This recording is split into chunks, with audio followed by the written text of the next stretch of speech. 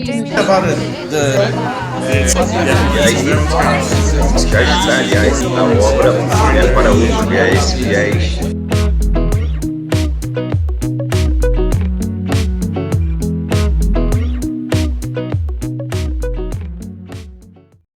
Valdeni, prazer em conhecê-lo. Eu conheço a Tectoy desde os anos 80, porque naquela época até escrevi uma revista sobre videogames, né?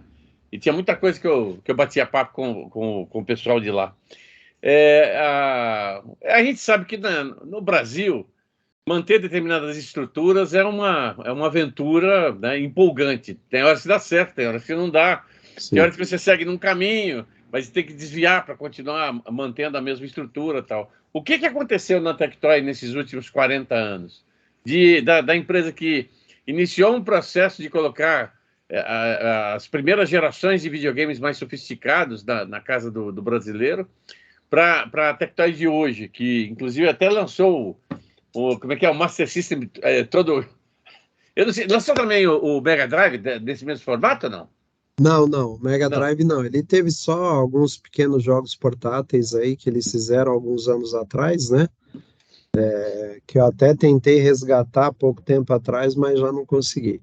Mas vamos assim, em resumo, né? E o que eu consegui apurar, porque eu chego aqui em 2019, né? Já com grupos de acionistas que me convidaram para vir para cá e realmente para buscar revitalizar, mas muito mais olhando a brand do que realmente a estrutura que a empresa podia oferecer, porque era uma estrutura aqui em São Paulo, tinha 8, 9 pessoas, lá em Manaus tinha umas fixos, eu acho que tinha 8 pessoas também, e depois eles contratavam aqueles temporários para uma fabricação de assim, pontual de algum produto, Master System ou Mega Drive, tá? Mas o que eu consegui apurar um pouco, batendo um papo, a empresa, ela teve justamente o que você falou, né? Ela chega ali, fundada em 87, né, com o seu fundador, que era o Daniel Dascal. Ele traz, então, como você falou, né, teve abertura de mercado, então você começa a trazer eletrônicos aí de uma maneira mais direta, né? Você traz os videogames, traz o console, traz acessórios, lança um brinquedo, pense bem, se torna até maior, né, em termos de faturamento, maior do que a Estrela, né? Em determinado momento, né, sendo a empresa número 1 de brinquedos no Brasil, digamos assim, e com um portfólio bem pequeno, mas um portfólio de maior valor agregado, né, que era justamente os consoles, né, mas e a empresa, ela começa a caminhar aí num momento muito forte, até que ela chega dentro do momento que ela busca fazer voos mais altos. Ela abre o capital dela, entra num projeto grande que era o Zibo, né? E no final esse projeto consumiu, o que eu posso falar em resumidamente, consumiu muito recurso e ele não vingou, tá? Então, neste momento aí, me pareceu que, eu não me lembro quando falece o Daniel Dascal, se foi nesse inteirinho ou bem antes, eu não tenho a data exata, tá?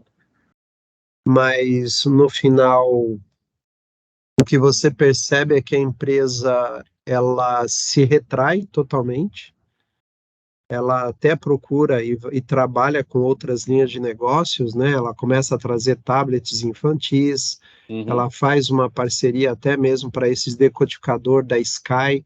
Na época, ela começa a fazer karaokê, começa a fazer videokê, ela busca ali, né, de uma certa forma, diversificar a linha de produtos, mas ao mesmo tempo vem os novos consoles, né, Paulo? E aí a nova geração, né, aí você já está falando já no ano, a virada do século já, né? A gente já está falando virada e começo do século XXI, onde que você já tem novos consoles, você tem um PlayStation, você tem o Xbox, você tem a própria Nintendo sendo ressurgindo aí do zero, a Sega se retraindo, né? Quem já viu aquele documentário né, dos videogames, já viu que a Sega, ela meio dá uma retraída, né? Nintendo passa à frente, aí entra PlayStation, entra Xbox, entram os novos games também. E a empresa, de uma certa forma, o Zibo era para poder realmente competir com o PlayStation, o Xbox, já tinha um conceito até de streaming de TV dentro do próprio console, tinha muita coisa. O projeto era um projeto extremamente inovador, mas como eu te falei, consumiu muito recurso, ele não e avançado demais para a época, talvez, né? Avançado demais para a época, tá? A Qualcomm, pelo que compartilharam comigo, a Qualcomm meio que sai do projeto, e aí realmente, porque o processador não funciona adequadamente, não atende o projeto, e a coisa realmente para. Nesse momento, é o que eu falei, eu sinto a retração, aquela diversificação, e a empresa, no bom sentido, né, que a gente pode falar, foi minguando. Minguando. Quando eu cheguei em 2019, é o que eu falei, que eu vi quando eu chego na fábrica, né, lá na Zona Franca de Manaus, nossa, eu quase voltei para trás, porque realmente era terra devastada, tá? Já tinha começado uma pequena reforma, mas o que eu vi ali se ninguém tivesse me recebido lá, eu falava que eu tinha entrado num prédio abandonado. Que horror. Tá? Para você sentir assim, o que foi. Então aí a gente começa assume a gestão, os acionistas compraram, eu diria, mais com o coração do que com a razão, né? O valor maior do que você tinha naquele momento da empresa era justamente a marca, né? A famosa brand, né? Tectoy é uma marca que hoje você fala, ela atrai, seja por bem, seja por mal, né, Paulo? Então ela vai, e os acionistas eles já tinham feito um direcionamento em termos do quê? No final do dia somos uma fábrica de eletrônicos, eu quero produzir produtos eletrônicos. Já havia uma questão de ter olhado o mercado de POS, né, esse meio de pagamento, e a evolução dele, que seriam para os smart POS, né, então uma plataforma, um produto bem de valor muito maior, né, agregado com a plataforma Android, né, você pode colocar aplicação, você pode colocar tudo ali para uma automação comercial, e puxou junto com a parceria com a Sami, né, uma chinesa Sami, toda uma parte de automação comercial, né? A questão é que a gente vira 2019, né? Eu cheguei em novembro, né? Final de novembro para dezembro, viajei para a China em janeiro para poder conversar com os fornecedores.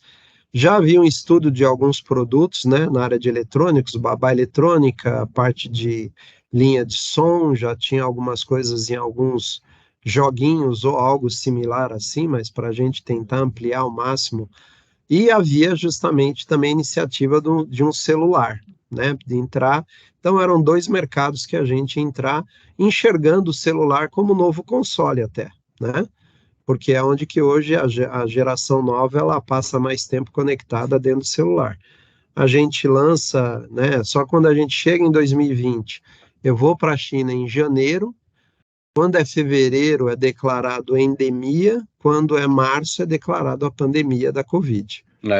E aí a gente, o que a gente deu sorte ali naquele momento é que como a gente tinha ido e já tinha feito as compras dos componentes, a gente já tinha praticamente começado toda a certificação, então a gente já tinha firmado o pedido, e foi até nesse ponto que a gente ganhou uma vantagem em 2021. 2020 fica naquele vai, não vai, vai, não vai, vai, não vai, o que é pandemia, o que não é pandemia, né? A gente acaba começando a falar um pouquinho de automação comercial, começa a falar de Smart POS, coloca alguns novos produtos que a gente trouxe já fabricados da China, né? até para poder ser bem mais rápido, né, o lançamento e a gente testar o mercado, que 2020 seria um ano de teste de produtos no mercado, mas aí a gente compra, o produto vai para o estoque nosso, 2021 é quando a gente começa, né, do meio de 2020 para frente, a gente lança, né, um novo site, né, de e-commerce. Aí ele em 2021 ele começa a dar certo, a gente começa a vender um pouco mais, e é quando a gente começa a trabalhar também a mensagem de automação comercial e a parte de POS. A gente tem um grande boom, o Smart POS realmente, que muita gente falava que só ia realmente dar um boom no mercado a partir de 2024, ele dá um boom e a gente consegue vender todo o nosso estoque, a gente consegue montar grandes parcerias. Em 2022, né, uma empresa que já tinha trabalhado com a Tectoy no passado, que é a Transir Eletrônicos, né, líder no mercado de meios de pagamentos, né, as famosas maquininhas de pagamento, a gente chega num acordo, né, e junta-se forças aí para a gente, com a brand de baixo, né, da brand Tectoy, né. Então, a gente acaba juntando ali em agosto, né? Se eu não me engano, a gente acaba montando e a gente ganha um impulsionamento muito grande. Então, de 2022 para cá, que é quando eu posso falar para você onde que os negócios eles vieram mais fortes, né? A gente alavancou e consolidou a incorporação com a Transir Eletrônicos. Então, a Tectoy vira, né, líder do mercado de meios de pagamento, soluções de meios de pagamento, as maquininhas, com praticamente 80% do mercado, tá? Automação comercial, a gente incorpora e a gente cria uma nova revolução com a plataforma Android, né, versus a plataforma tradicional, que era em PCs de automação comercial. E no mundo de eletrônicos mais tradicionais e games, a gente continua fazendo o que a gente já fazia antes e com os produtos anteriores, né? Principalmente o Master System e o Mega Drive. A gente traz o Legends, que também é da T-Games, né? Que é a nossa parceira para o Atari também. A gente traz o Atari 10, né? E esse Atari já com HDMI, que era uma exigência que todo mundo queria.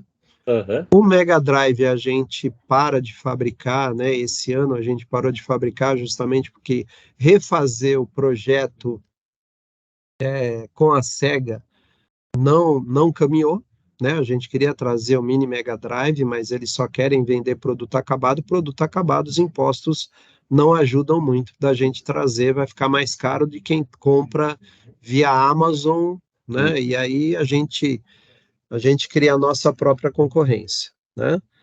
Então, assim, de uma certa forma, a gente está trabalhando, né, em 3 pilares hoje grandes. Então, os eletrônicos de consumo, a gente tem hoje tanto os consoles, né? Nós estamos com 3 consoles, o Master, o Atari e o Legends. O Legends é uma aposta nossa, porque ele já tem um streaming que você pode assinar a rede ArcadeNet, e aí você pode baixar quantos jogos quiserem, são milhares de jogos ali na ArcadeNet. Existem assinaturas para todos os... Dá para jogar online, pelo que eles colocaram para a gente também, e ele aceita, né? O processador dele aceita, nós testamos mais de 1.300 jogos aí, até de outras plataformas que rodam nele. Então, aqueles que adquirirem, né, ou têm os seus próprios jogos, ele tem o que ele chama Bring Your Own Game, né? Então, você pode trazer o seu próprio jogo e jogar dentro da plataforma do Legends. Então, hoje, é uma plataforma que você pode falar que o jogador pode alcançar aí entre 2.000 a 4.000 jogos no mercado disponíveis. Né? Então, eu acho que dá para jogar pelo menos uns 3 jogos, 4 jogos por dia durante o ano, que ainda vai levar bastante ano para jogar. Vai sobrar muito tempo, né? A gente traz também e lança a nossa linha de informática. Então, a gente tem um mini PC, que ele é cabe na palma da mão, é uma caixinha, né? Ele tem as suas vantagens, ele é refrigerado, mas a gente trouxe todos os produtos de entrada, todos eles com Intel Celeron, né? O Celeron a gente sabe que ele é um processador muito mais para as atividades de casa. Dá para usar no estabelecimento comercial? Sim, dá para usar, porque você não tem muita coisa. Ali é uma tela, trafega mais tela e teclado, então o Celeron ele aguenta isso super bem na automação comercial também. Então a gente tem o mini PC, a gente tem um notebook de entrada também Celeron e a gente tem um tablet também Celeron. Fora isso, a linha de som com caixinhas de som, fone de ouvido, alguns acessórios ainda para o nosso próprio celular que ainda está no mercado, né? Ainda tem algumas empresas ainda vendendo, mas a gente esgotou nosso estoque interno aqui. E o que mais? Eu vi que tem teclado também Isso, teclado e mouse gamer, né? Tem a linha gamer também, que a gente trouxe teclado e mouse, né? Para o pessoal, e um fone de ouvido também. Ele é Bluetooth, mas ele é todo um design gamer, né? Então, assim, é alguma coisa do que a gente conseguiu fazer dentro dessa loucura que a Covid nos colocou. O que a gente está, desde o ano passado, um pouco antes da incorporação, a gente está analisando vários outros produtos, né? A China, com a reabertura da China, a gente teve agora um pessoal que foi para a China olhar muito mais na linha de automação e meio de pagamentos, mas também olhar alguns produtos, né, que estão no mercado lá, tiveram algumas reuniões com o pessoal que vem nos procurando aqui diariamente, né? Praticamente são 4 a 5 e-mails por dia de empresas. A gente, na Eletrolar, a gente fez contatos com algumas empresas de consoles de games também, que tem bastante questão de games, e a gente está analisando alguns produtos que apresentaram para a gente. Porque no final, né, Paulo, o que a gente tem que pensar eu tenho que achar alguém com qualidade, que pode me dar o suporte, que pode me dar peça de reposição, para eu dar assistência técnica e dar garantia dos produtos. Então, no final do dia, a gente está analisando ao máximo o que o mercado está apresentando para a gente buscar aí, provavelmente, em 2023, algumas novas parcerias. 2024, né? Interessante. Você sabe que o que me chamou a atenção nessa pauta da Tectoy foi exatamente a questão do brand, né? Eu tenho notado, nos últimos, 5 anos, que várias empresas antigas, né, a gente conhecia no passado, foram... quer dizer, entraram nesse processo de economia, reestruturação e tal, mas as marcas, elas continuaram muito fortes. Você tem lá, nos Estados Unidos, a Motorola, que foi comprada pelos chineses, a Philips, a Philco... a Nokia, né? A Nokia que voltou da Microsoft, né? Exatamente, Mas uma coisa que ficou muito clara é o seguinte: a marca, às vezes, é mais importante do que o produto que está sendo vendido. É isso aí mesmo. Né? Você acha que, por exemplo, que é uma tendência de utilizar essas marcas em função de um passado interessante, ou principalmente porque as pessoas agregam esse nome à qualidade do que eles já tiveram em mãos? Com certeza, isso com certeza é uma verdade. O que você fez, a tua afirmação tá correta, né? Você tem a amplitude da marca, né? Onde, né, que todo mundo reconhece, você ouve o nome, que nem você falou, Nokia, né, a própria Nintendo também, né?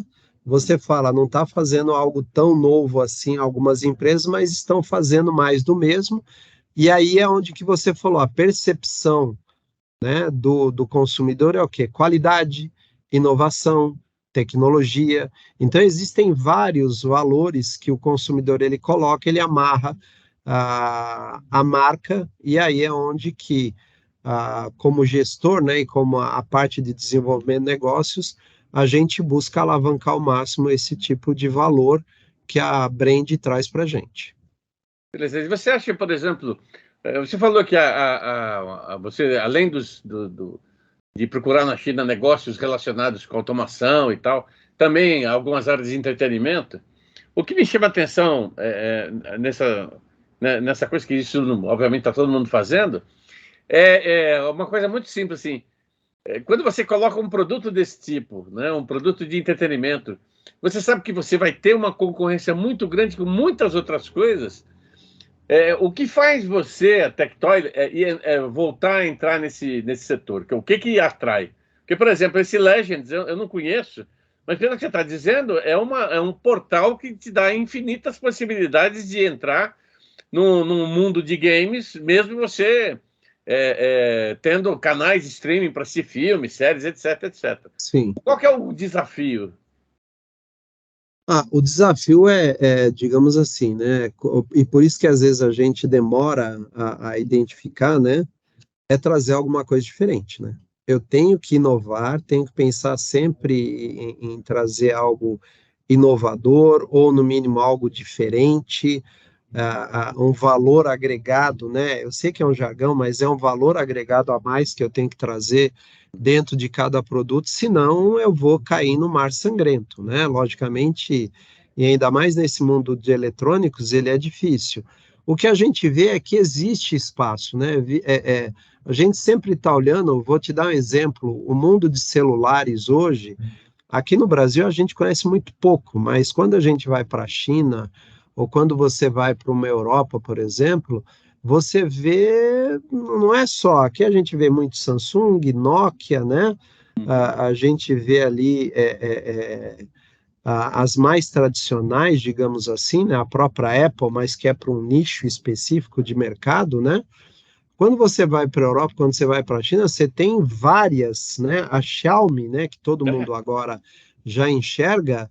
Eu vou falar para você, acho que nesses últimos 2 anos a gente recebeu mais de 8 marcas diferentes. Nossa Senhora! Então, assim, e são empresas que são muito grandes, por exemplo, numa Ásia, ou nós recebemos uma que, na verdade, é uma empresa que ela tem 3 brands, 2 dessas brands são extremamente fortes na África, onde que ela tem tanto um produto de entrada quanto um produto de ponta, é muito bom. Só que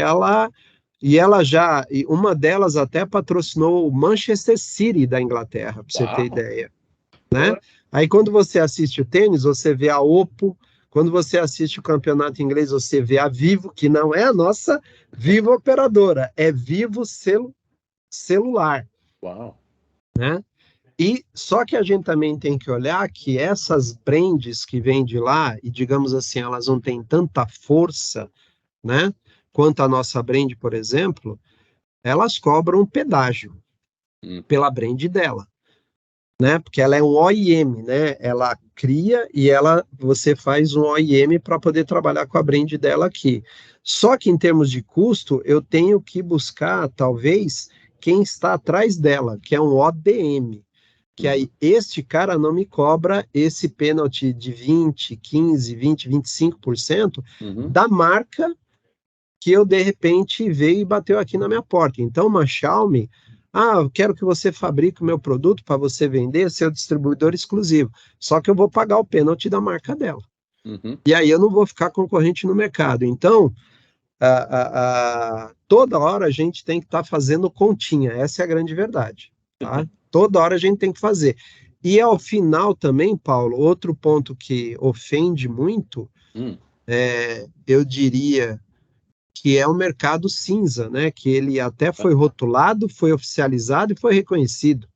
Então, você traz uma caixa de som boa, traz num preço bom, aplicando todos os impostos nossos aqui, e de repente ele entra sem imposto nenhum pelas fronteiras nossas, e aí acaba não ficando é uma concorrência, diria até no mínimo desleal, com quem dá emprego no Brasil, com quem paga os impostos no Brasil, a concorrência é desleal, né? Você vê o que o nosso varejo hoje está sentindo com os e-commerces da vida, né? Com os marketplaces aí, que até fala assim, taxar ou não.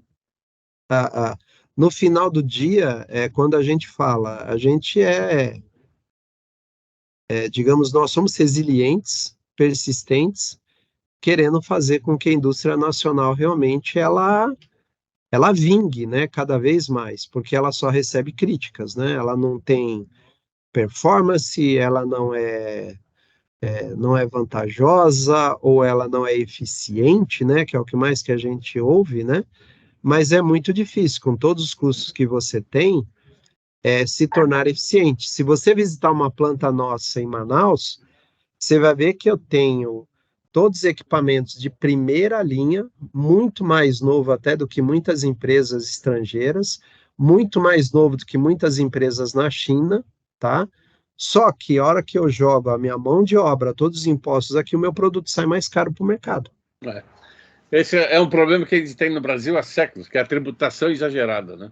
E aí, a hora que você sai para uma automação comercial e aí fala, estão colocando tudo robô, estão automatizando, estão acabando com os empregos, não é porque você quer. Não é. É porque você precisa.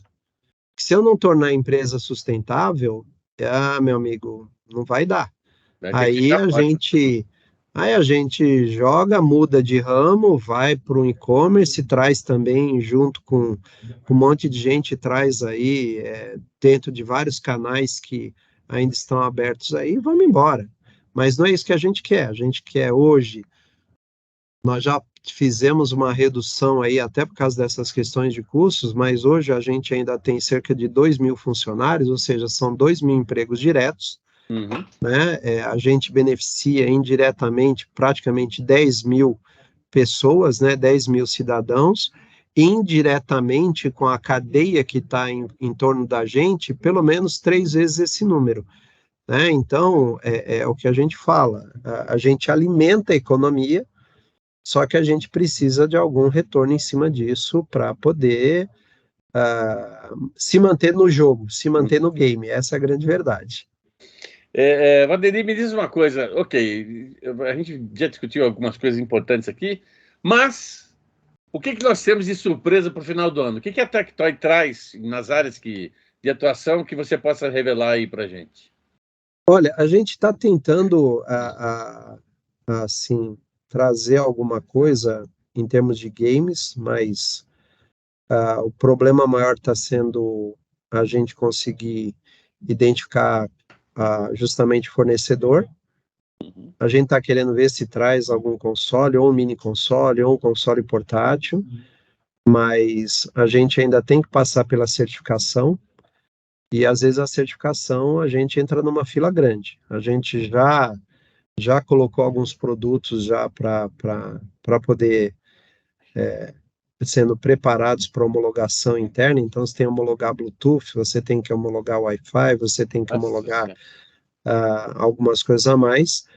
Para esse ano a gente quer ver se a gente consegue trazer alguma coisa, mas ainda eu dependo, para eu poder anunciar mesmo, eu tenho que ter o update do meu pessoal, que eles me prometeram até o final desse mês me dar uma visão do cronograma de certificação, porque no momento que ele certifica, nem que eu traga alguma coisa inicialmente já fabricado da China, porque aí vai ser bem mais rápido do que até vir os componentes, eu preparar a linha e colocar na linha, aí eu traria alguma coisa para poder, de repente, para o Natal, né, para Black Friday não dá, mas de repente para o Natal a gente consegue. A gente está querendo ver se atende aí um pouco o mundo game aí nesse ano ainda. Vamos ver se a gente consegue. Porque nas outras verticais de automação comercial e na vertical de meio de pagamentos, a gente já fez 8 lançamentos esse ano.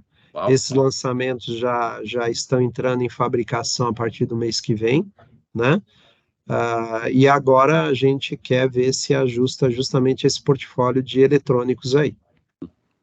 Legal. Vocês vão participar da Brasil Game Show? Não, esse ano ainda não. Esse ano eu conversei com... Como é que é o nome dele? É Marcelo? Marcelo. É o Marcelo, né? Eu conversei com o Marcelo que esse ano ainda não dá, vamos ver se o ano que vem a gente entra mais forte. Esse ano eu quero ver se a gente aproveita a vinda da SEGA aí, né? Para conversar, porque sempre é melhor quando você conversa pessoalmente, né? Então a gente quer conversar pessoalmente com o vice-presidente aqui da SEGA, que está vindo aí para o Brasil, na Brasil Game Show, e ver se a gente, talvez isso pode ser, né? Tentar retomar uma parceria forte com a SEGA aí esse ano. Maravilha. Muito bom, papo muito legal.